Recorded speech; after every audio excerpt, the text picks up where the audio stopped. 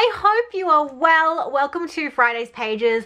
I will admit I have beautiful photos that are all photographed and all ready to go, and I just needed to write the blog post, but I hit a milestone this morning. It was my 2018 goal to get 500 patrons. It was just a whimsical, silly number I put out at the start of the year, and I kind of brushed it off thinking, yeah, I'll never make it, I'll never make it.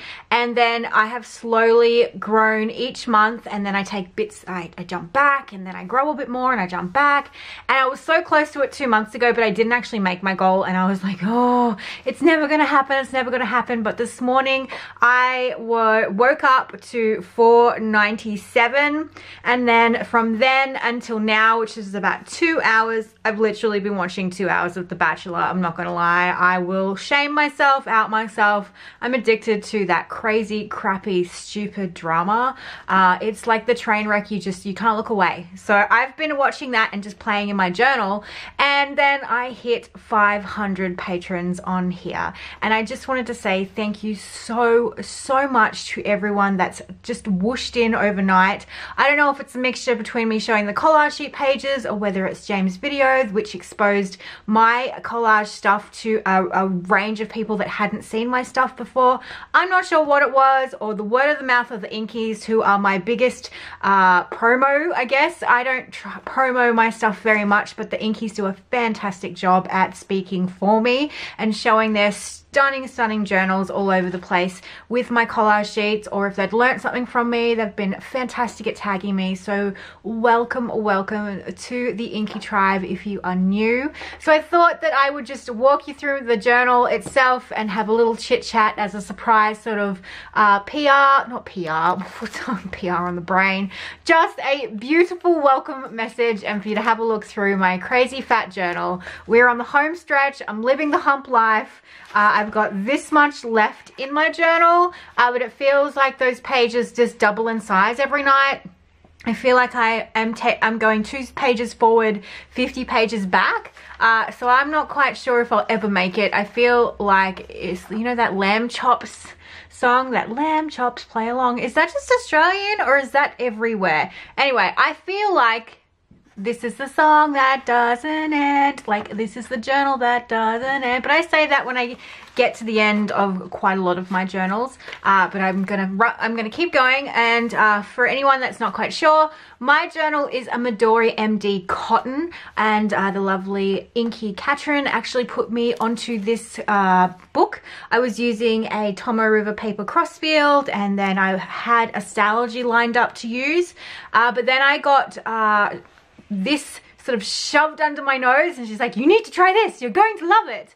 And she is right. I have loved this notebook, and I will definitely, if I return back to the A5, which I can see myself doing, I am going to have a little play in a B6 after the A5 is done.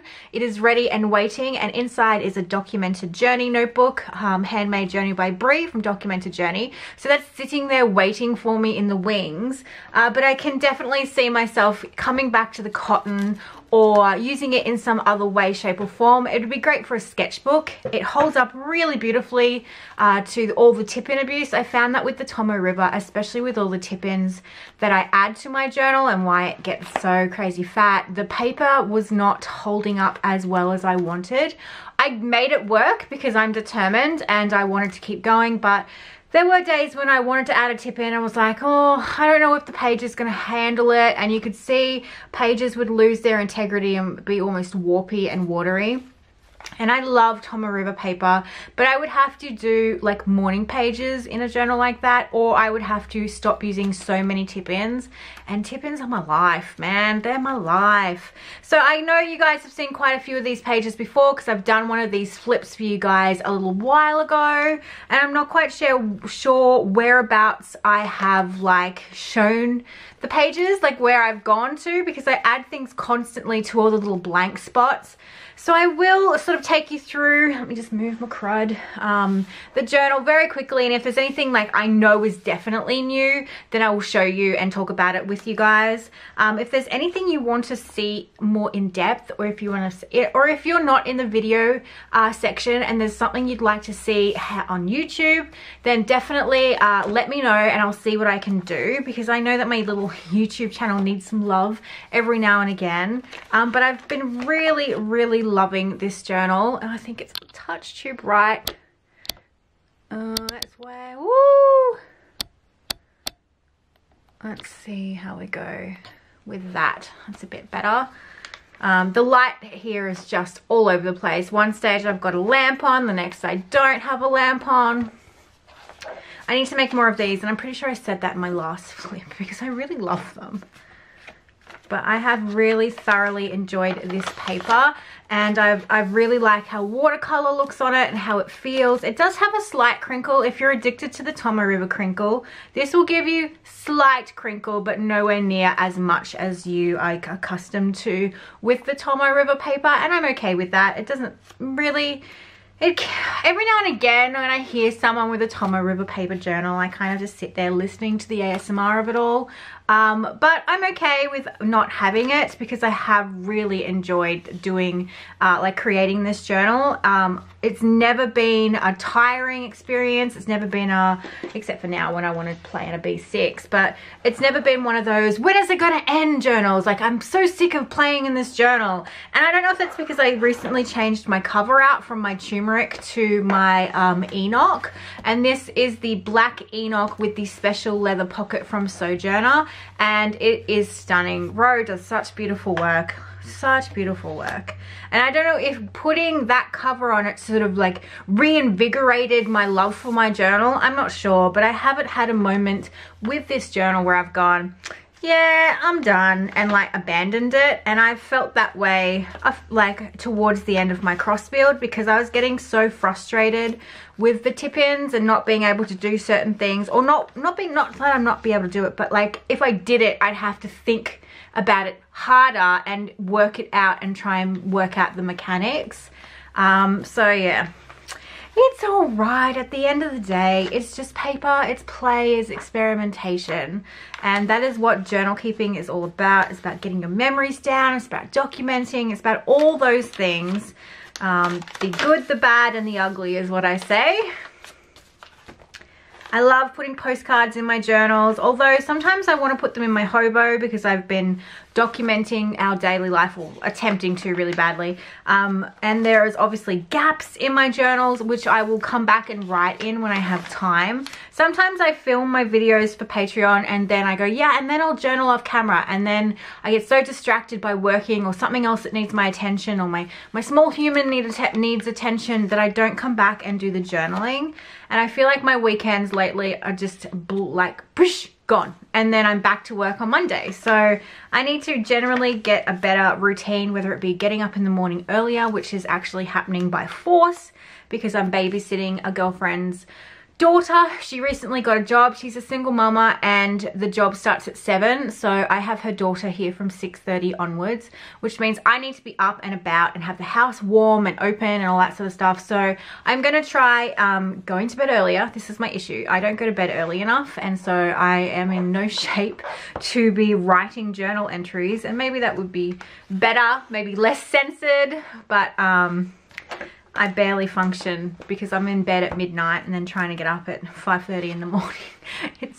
And I'm not a spring chicken anymore. I'm not a spring chicken. So I need to think about going to bed earlier and really just trying to get into a morning routine, like an early morning routine of getting my journal out, or even having it set up ready to go, so that all I need to do in the morning is make a really nice hot cup of tea, put the heater on if it's cold, although it's meant to be spring, but Mother Nature's got her wires crossed. It is freezing here in Sydney. I don't know what she is doing.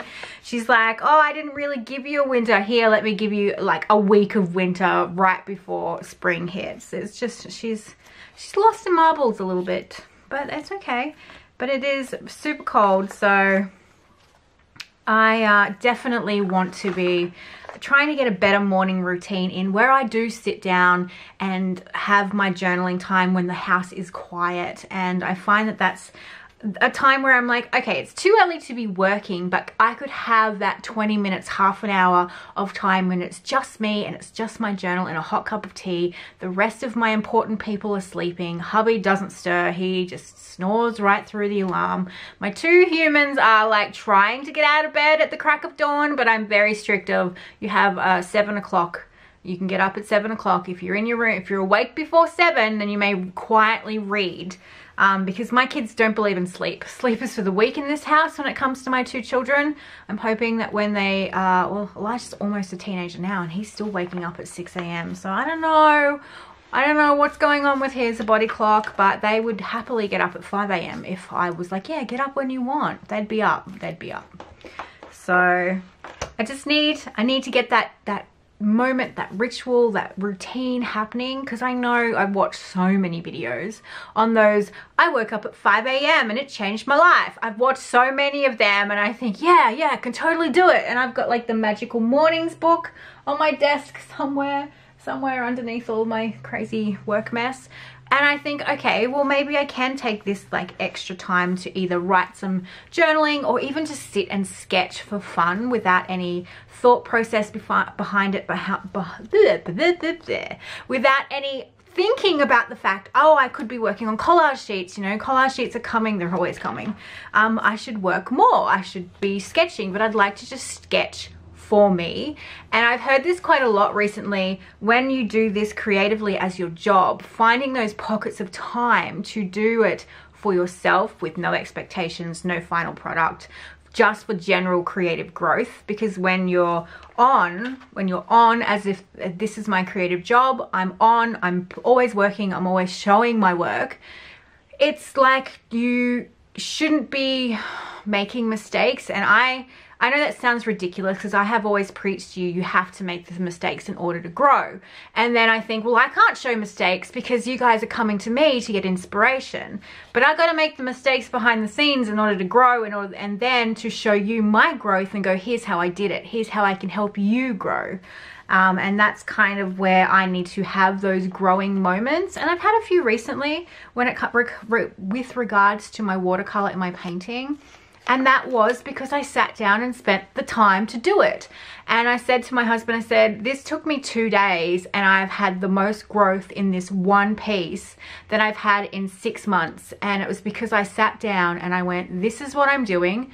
I'm going to keep going until it's done, and then I'm going to do something else. And then it turned out to be the calendar image. This is what I'm talking about. It grew to be something that I am obsessed about. I want a huge picture of it on my wall, and it's a reminder of I can still grow. I just need to make the time. I need to make the time. I need to watch my own show up video, and to just show up to the work and do the practice, do the play, and do the journal writing in the morning, and not think about like, is my page pretty, or do I need more photos? Just like, I need to sit down and fill in the gaps on my journal. Otherwise I'm going to get to the end and I won't be able to start a new journal because I would feel guilty about all the blank gaps. So, and I need to paint more beetles. I had so much fun painting this beetle. Maybe I should paint a beetle in the passport video. This is what I'm going to be filming today, working in this pretty little passport, which is becoming very adorable and chunky already. See, if I was to do this sort of tip in the 52 GSM Tomoe River paper, it would just have a tantrum. I haven't tried the thicker, I will say I haven't tried the thicker, I think 68 gram or 68 GSM Tomoe River paper. So I don't know where to get that here in Oz, or the easiest place to source it. Because when I've gone to the Japanese bookstore, I've not only seen the lighter weight. So if any Aussie Inkies know where I can find it without it costing my soul in shipping, I'd like to trial it, just to satisfy the curiosity, if you will. I've got, see, just so many odds and ends. And this is when I would just sit down with my paper and my photographs and just start looking for places to add things, because I work in my journal, and I've told you guys this, I'm not chronological. I don't document my days daily like some journalists do, and I think to myself, well, maybe I should, and then I think, no, it's just not how I work. I build my pages in stages, and then I will sit down when I'm feeling like I need to get something out, when I feel like my heart is so tight and so full of emotion that I'm going to burst. I will open up a journal page that's empty, that I feel connected to in some way, shape or form, and technically all of them are connected to me because I created them. And then I'll just sit and I'll purge. And sometimes I'll write a date if I want to, but not always. There's barely anything dated in this journal. So yeah, I love the pages. This is actually going to end up on YouTube, this spread, so I won't talk much about it because I know a lot of people don't know, but I basically switched my style to be more vintage. I didn't do very well, but I really enjoyed the process, and it is showing off the Lindy Stamp Gang products that I was sent. So I want to put it up there so that I've got something to show the lovely PR team at Lindy Stamp Gang to say, you know, here's what I did with your products, or some of the products. So I think I might pop that up next week for YouTube, but without all the in-depth conversation that went on in that video. And I love where all these pages towards the end are going. And this is about the stage around probably here onwards, when I started having, like, I was just really loving on my journal. I don't know if it's because it's just like crazy and there's color everywhere, and there's just, I did a post on Instagram about just falling in love with my journal all over again, like re-falling in love. And I get to that stage when I'm close to the end if I am really enjoying it, and it's like I'm at that stage now, definitely at that stage. Taking the little teacup humans to the zoo.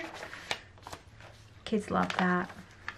We're taking Boo to Build-A-Bear tomorrow for her birthday, for her 10th birthday. That will be fun. Hubby thinks I should build a bear, but I need to grow up just a little bit. I don't think I'll be building a bear. He's going to try and convince me to build a Peter Rabbit one, but I'm just going to say, no, it's for Boo, it's for Boo. See, I've just got pages that are just ready and waiting for pen. They're waiting for a 5 a.m. session of me getting up with my hot cup of tea and my inspirational, in-depth words at 5 a.m. Yeah, right. Whatevs. Whatevs. It'll be like, I'm tired and want to go back to bed. And I can hear John snoring. That would be literally every page at 5 a.m. Oh, my little Raby. This is she was younger in this page, and you can definitely tell that she was younger in this shot. She's so cute. She's so cute. I've got some like odds and ends. At the moment we're doing use it or lose it at the top tier for videos, and I definitely wanted to start using supplies that I had either forgotten about, that I didn't want to waste, or testing things that I hadn't touched in a really long time, because I wanted to know, am I going to use this again, or am I just having it around for the sake of having it around? So I have tested things that I haven't used in ages, and then I've gone, right, I don't actually enjoy using these. They are going to be either donated, gifted, all that sort of thing. And that reminds me, Amy, I need your address so I can post you those oil pastels. One of the things that didn't make the cut, so use it or lose it is massive this month, and definitely I'm going to be doing use it or lose it again in the passport as well. So using items that I've put into a tub that are on the chopping block, or just some items that I love so much but I just never get around to using it. I think I get into not creative ruts, but like supply comfortability. Is that a word? Did I make up a word? Comfortability? No. I get comfortable with my supplies and I use them, and I don't experiment, and I've got a lot of supplies. Like I have a lot around me, but I was like using the same things over and over again, and then all my other stuff is just sitting here staring at me. And with trying to become a low impact family, I was just staring at everything and going, oh my goodness, why am I looking at supplies when I already have so many supplies around me? So I'm definitely all about the use it or lose it. Like this was a pocket that I created using all those crazy Korean diary stickers that we all have. Don't lie, I know there's a lot of us that had heaps. I still have heaps left, and I used a heap on this little clear acetate pocket. I used to use them in my planner, and I went a bit berserk when I ordered them, because I thought if I'm going to order them and get the shipping and everything, I'm going to order a lot, and I did. So I had stacks left over, or not even left over, like I was hoarding them because I wanted to use them, but I didn't want to waste them. So now I have a whole heap of them in a pocket that I love, I totally adore, I love. So that was one of my use it or lose it like epiphany moments. And the Sydney Pen Show, it was the first one in Sydney, and it was fabulous. So I went there with Sam and Sian, and it was great. As always, anytime I hang out with those two, it is always great. I haven't finished with this spread because there is, oh, there is. No, there's another picture of us three together somewhere. But I've just been sort of backing and forward and just playing in my journal the way that I do. And the cherry blossoms are almost gone. But I always capture them every year when they come out. There's some near my house. I always capture pictures of them because they're just so beautiful. And of course they're pink, so... And then this was all about being stripped back and trying not to fall into that trap of trying to do everything. And I took took you guys on a trip down to memory lane, showing you some of my older journals, showing like things that I used to do. And it's funny, Maria was telling me that some of the things that I used to do back when I was in high school have actually made a resurgence and are super popular now, which I didn't even think of that. And I was like, oh yeah, you're right. So like things that I was journaling about, like technique, I wouldn't even call it techniques, stuff I was doing back when I was in grade 11 has become popular in the journaling community now, which I think is so cool. It's kind of like the fashion of journaling, where it has a resurge, where things just come back into fashion. It makes me laugh. It's super interesting to think about that everything just goes in circles. Nothing's new. It's all rehashed, recycled, and reinvented, basically. So that is where I'm at, guys. I've got the lovely Josie's Muse little glossary there. So I printed out a few of her printables from her Patreon because I am a proud Josie's Muse fan. And I've got a couple of her little odds and ends sort of all throughout my journal. When she offers printables, I print them, and I've got them in my little A6 that you saw as well. So I like to have them in multiple places because I'm always in multiple books, and I just like having those little odds and ends in my journal because, you know, my kids may not pick up my watercolor notebook when I am you know, not around, but Boo is always flicking through this and having a look at it and just thumbing through the pages. And she's just started writing a daily diary, which makes Mum so proud. And she's doing her little drawings, and makes me happy. I mean, it's probably going to be filled with angst and emo soon because she's just turned 10, so it's all downhill from here with her little drama life at the moment. We're going through that growth, that attitude stage, and she's adorable. Love it a bit, but she's testing Mummy very much. So that is a look at my pages for Friday. I'll put some of the photos probably up on Instagram for you guys to see if you want to see close-ups, but I thought I would rather just check in with you, have a quick chat, say hello, how are you, and thank you so much for 500 inkies. It's just no words. I sent John a message this morning, well, not even this morning, like 25 minutes ago, going, oh my god, I did it. I met my goal. I met my goal. And he's like, do you want a present? And I'm like, no, because I know when he says, do you want a present, it's probably something dirty, and I don't want a present. So there is my journal. We're almost there, guys. Almost there. Hump life is strong. So have a wonderful weekend, inkies, and enjoy the content, enjoy the collage sheets, just enjoy it all. And I will talk to you guys super soon. Bye!